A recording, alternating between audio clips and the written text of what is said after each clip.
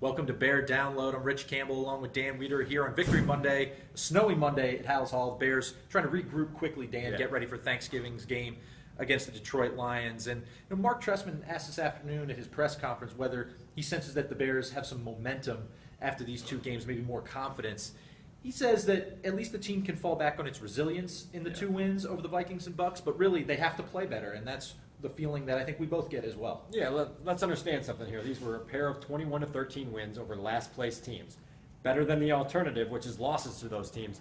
But at the same time, we still see this football team as a flawed team that can't get themselves going offensively, that still has some issues on defense that are going to be tested in the coming weeks. And now you go to Detroit to face a defense that's very, very good with no practice time. And then obviously on the flip side of things, with guys like Lance Briggs and Kyle Fuller beat up, you don't know how healthy you're going to be going into that game. So the Bears are going to have a major test Thursday. As good as these two wins feel, they understand what's ahead on Thanksgiving Day. Right, and the stakes couldn't be higher, right? Do or die. They're already at 6 losses. You get to 7 losses, you're pretty much out of the wild card picture at this point. And so offensively is where I think our focus should be. It's got to be. Because the penalties, the breakdowns, those continue to occur, practice or no practice, like we're talking about this week. And Mark Trestman said it today. These things that they can control, the penalties, the pre-snap issues, are what they have to continue working on. Yeah, and Mark Trestman said they've been getting out of sequence, and all these things that you put in and plan to do, and all of a sudden you back yourself up with a block in the back. You back yourself up with a false start penalty, and all of a sudden you're facing these long situations that you don't want to be in.